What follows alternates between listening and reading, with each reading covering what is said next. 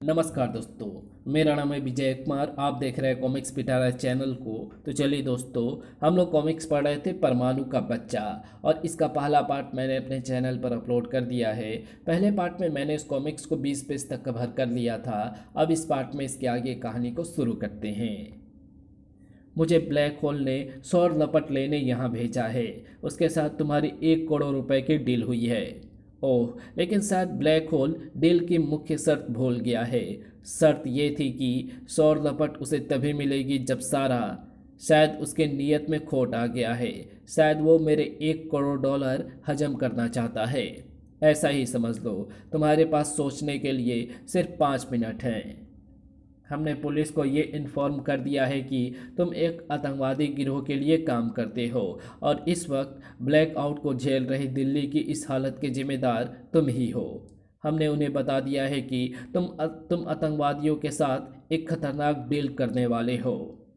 क्या बकते हो? ऐसी बकवास करना मेरी आदत है, इसलिए कह रहा हूँ कि 5 मिनट के अंदर सौर लपट दे दो, क्योंकि हद से हद 5 मिनटों में पुलिस यहाँ पहुँच जाएगी और फिर तुम नहीं बच पाओगे। तुम आतंकवादियों के साथ मेरा संबंध कैसे साबित करोगे? अगर पुलिस यहाँ पहुँच गई तो फिर हमें यह संबंध साबित करने या तुमसे सौर लपट लेने की कोई ज़रूरत नहीं है। उस वक्त हम पुलिस पर ताबड़तोड़ फायरिंग करेंगे। जवाब में पुलिस फूलों के गुलदस्ते लेकर अंदर नहीं आएगी। पुलिस को मालूम है कि जिस इमारत में किसी आतंकवादी के होने या ऐसी ही कोई डील होने की सूचना मिले तो पुलिस पर की गई फायरिंग का जवाब कैसे देना है। फिर चाहे आतंकवादी पुलिस के हाथ जिंदा लगे या मुर्दा, हम तो फायरिंग करते हुए निकल जाएंगे। प्रोफेसर माथुर, मगर तुम कहाँ जाओगे? जहाँ जाओगे पुलिस की गोलियां तुम्हारा पीछा करेंगी। जल्दी फैसला करो, क्योंकि अब तुम्हारे बचने की एक ही सूरत है, और वो ये कि हमारी ओर से पुलिस पर कोई फायरिंग ना हो। उस सूरत में तुम आसानी से कह सकते हो कि पुलिस को मिली खबर झूठी है। प्रोफेसर माथुर के माथे पर पसीने की कई बूंदें नजर आने लगी। मगर सौर लपट मैंने बेहद गुप्त और सुरक्षात्मक तरीके से ब्लैक होल तक पहुंचाने की तैयारी की थी। समझने की कोशिश करो। अब मैं चाहूँ भी तो तुम्हें तुरंत सौर लपट नहीं दे सकता। वो वो वो पुलिस को इन्फॉर्म करके तुमने बहुत बड़ी मूर्खता की है ब्लैक जंपर। भाषण बंद करो। देखो, पुलिस की जीपों के सायरन गूंजने लगे हैं। ब्लैक जंपर, पुलिस आ गई है। प्रोफेसर, जल्दी करो। ठहरो, अपने आदमियों को बोलो कि गोली ना चलाए। कहने की ज़रूरत नहीं है, क्योंकि मेरे आदेश के बिना वो सांस भी नहीं ले सकते। प्रोफेसर माथुर को कोई दूसरा रास्ता दिखाई नहीं पड़ रहा था, लेकिन सेंट स्टीफन अस्पताल की बिल्डिंगों के बाहर आकर रुकी पुलिस जीपों पर ताबड़तोड़ फायर हुए। सिंग सिंग सिंग। ओफ! प्रोफेसर माथुर हक्का बक्का रह गया। सौर लपट कहाँ है, ये बता देने के बावजूद भी तुमने पुलिस पर फायरिंग क्यों की? क्योंकि अब हमें तुम्हारी जरूरत नहीं है। हम धोखेबाज। तड़ तड़ तड़, थाए थाए। हमारा काम हो चुका है, इसका काम पुलिस तमाम कर देगी। भागो। परमाणु दिखाई पड़े तो कदम भागने से मना कर देते हैं, तो इस गोलीबारी की वजह तुम लोग हो। भून दो इसे। धाड़।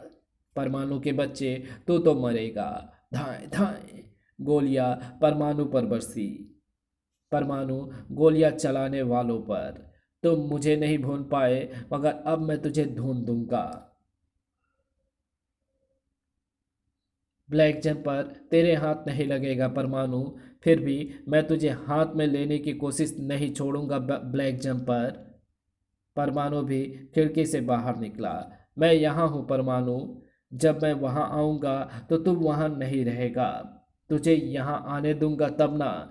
मेरे हाथों के लिफ्ट पावर तूने अभी देखी नहीं है परमाणु।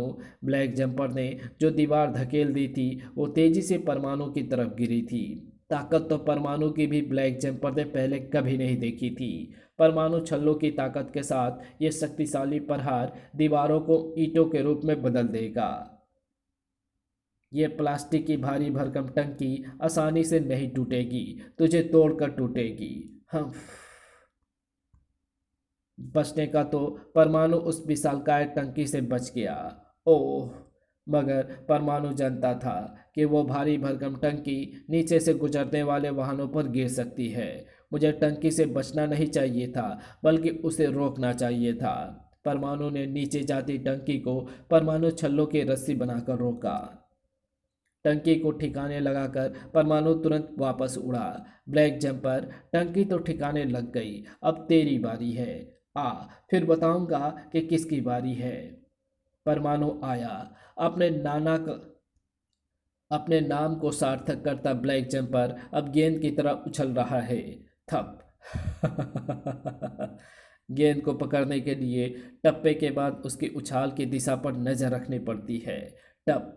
जिसने जिसने रखी सही नजर, उसने ली गेंद की खबर। उफ। परमाणु उड़ने वाली चीजों को उछलने वाली चीजों के इर्द गिर्द नहीं फटकना चाहिए, वरना वो उस पर सवार हो जाती है। अरे, और उसकी लगाम अपने हाथों में ले लेती है। चल मेरे घोड़े, नहीं उड़ पाए मेरे परमाणु, टिक टिक। उफ, फिर गलत बोल गया। टिक टिक टिक टिक तक तो जमीन पर होती है, उड़ते हुए तो हफ हफ हफ होना चाहिए। परमाणु, तू मेरी कलाई की ताकत को देख चुका है। अब ये सारी ताकत मैं तेरी गर्दन की हड्डी तोड़ने में लगाऊंगा और तू कुछ भी नहीं कर पाएगा। ये तो मेरा दम घोट देगा। परमाणु ने ब्लैक जंपर को पीठ से गिराने के लिए फाइटर प्लेन की तरह पलटी खाई। मुझे पता था कि मैं जैसे ही तेरी पीठ पर सवार होऊंगा तो सबसे पहला काम यही करेगा, मगर तू मुझे गिरा नहीं पाएगा। ओह, तो मुझे पोल से टकराना चाहता था, मगर यहाँ भी तेरी कोशिश नाकाम हो गई। परमाणु पोल के दूसरी ओर से बाहर निकला। इसने मेरा गला जकड़ा है, मेरी आवाज़ तक बाहर नहीं आ रही है, ताकि मैं वॉइस एक्टिवेटर को एक्टिवेट करके ट्रांसमिट हो सकूं। मुझे ट्रांसमिट होने के लिए अपनी गैजेट का प्रयोग करना होगा, और उसके लिए मेरा हाथ बिल्कुल स्वतंत्र है। क्लिक। दूसरे ही पल परमाणु हो गया गायब। अरे, कहाँ गया? और मेरे मेरे जंपर सूज स्क्रेच। अब घबराहट ब्लैक जंपर के थोबड़े पर बुरी तरह से दस्तक देने लगी। घबराहट, घबराहट और सिर्फ घबराहट। नहीं परमाणु, मैंने कोई ऐसा गुनाह नहीं किया कि तू मुझे मौत की सजा दे। मैं नीचे गिरा तो मर जाऊंगा। परमाणु दोबारा प्रकट हुआ। वैसे तो तेरी मौत से किसी को कोई फर्क नहीं पड़ने वाला, लेकिन मैं तुझे मरने नहीं दूंगा। परमाणु ने ब्लैक जंपर को पुलिस के हवाले किया। और फिर परमाणु, हमें सूचना मिली थी कि प्रोफेसर माथुर आतंकवादियों के लिए काम करता है और दिल्ली में ब्लैकआउट के लिए वो ही जिम्मेदार है। हम जैसे ही सच्चाई का पता लगाने यहाँ पहुँचे तो हम पर गोलीबारी शुरू हो गई। फिर जब तुम्हारे पहुँचने पर हम अंदर पहुँचे तो ये हमें सिर पर चोट से घायल बड़बड़ाता हुआ यहाँ मिला। दिल्ली में ब्लैकआउट के लिए ये कैसे जिम्मेदार हो सकता है? उसी पल रोशनी का एक तीव्र झमाका हुआ। प्लम। ओफ, ये क्या हुआ? कांच की ये ट्यूब फटने से रोशनी का ऐसा तीव्र झमाका हुआ और कमरे में आग की भीषण गर्मी फैल गई। एक और चमत्कार भी हो गया परमाणु। हाँ, देख रहा हूँ, दिल्ली ब्लैकआउट से बाहर आ गई है। इससे तो ये बात सिद्ध होती है परमाणु कि प्रोफेसर माथुर का ब्लैकआउट से संबंध था। क्या वाकई इस ट्यूब के फटने के साथ ही ब्लैकआउट जैसी स्थिति समाप्त हुई है, या ये सिर्फ संयोग है? इसके बारे में तुम्हारी क्या राय है? सवाल तो ये है कि एक कांच के ट्यूब के कारण ब्लैकआउट हुआ कैसे? आह, उसे होश आ रहा है। आह, बेबी, सौर, लपट, इंजेक्ट, ब्लैक हो, रक्त। प्रोफेसर पुनः बेहोश हो गया। ये क्या कहना चाहता था? शायद ये हमारा ध्यान किसी खतरे की तरफ दिलाना चाहता था। बेबी, सौर लपट, इंजेक्ट, ब्लैक हो, रक्त। अब मुझे यकीन हो रहा है कि कुछ ऐसा हुआ है जिससे दिलीप में ब्लैकआउट हुआ है। प्रोफेसर का तुरंत होश में आना बहुत ज़रूरी है। सॉरी परमाणु, प्रोफेसर माथुर को सिर में बाहरी चोट लगी है। कैट स्कैनिंग में सिर में कई जगह ब्लड क्लोटिंग के संकेत मिले हैं। शायद ये कोमा की स्थिति है। अब इन्हें होश आ भी सकता है और नहीं भी। ओह, लेकिन हमारे पास ब्लैक जंपर और उसके दोनों साथी हैं। ब्लैक जंपर थाने ले जाते समय फरार हो गया साहब। Damn it. परमाणु फिर वहां नहीं रुका। बेबी सौर लपट क्या चीज़ है? या फिर बेबी और सौर लपट दो अलग चीज़ें हैं। बेबी कोई बच्चा हो सकता है। इंजेक्ट शब्द से प्रोफेसर का क्या अर्थ हो सकता है? किसमें क्या इंजेक्ट किया गया है? ब्लैक होल का अर्थ सिर्फ ब्लैक होल तो नहीं। अंडरवर्ल्ड में जिसका नाम बड़ी इज्जत से लिया जाता है, प्रोफेसर किस खतरे का जिक्र कर रहा था? उफ, अभी सब कुछ उलझा हुआ है। अब मुझे सेंट स्टीफन हॉस्पिटल में ही अपनी जांच आरंभ करनी होगी। सेंट स्टीफन में घटनाएं एक के बाद एक करके जुड़ रही थी। नर्सरी किस ओर है? उधर। मुझे बेड नंबर 5 की महिला का बच्चा देखना है, जो 2 घंटे पहले ही पैदा हुआ है। ये नर्सरी है, यहाँ किसी को आने की इजाज़त नहीं। जब बच्चे माँ के पास पहुँच जाए तब देखना। नहीं, मुझे अभी देखना है। स्प्रिस। अरे गड़ब, उफ। चोर चोर, बच्चा चोर। ये बच्चा चुरा रहा है। ए। बच्चा चोर ने शरीर को हल्का सा झटका देकर अपना ओवरकोट तथा अपना हैट उतार फेंका और आ आ स्क्रिंच। वही रहो। आग। जितनी चिल्लाएगी उतने लोग आएंगे, उतने लोग मरेंगे, मगर सोलर को कोई छू भी नहीं पाएगा। ओह ओ गॉड, कौन है ये? सोलर, रास्ता साफ कर दो वरना भस्म कर दूंगा। सोलर के शरीर से निकली सूर्य जैसी चमकती किरणों ने खलबली मचा दी। इसके शरीर से तेज किरणें छूट रही है। ये किरणें जलाए दे रही है। उफ।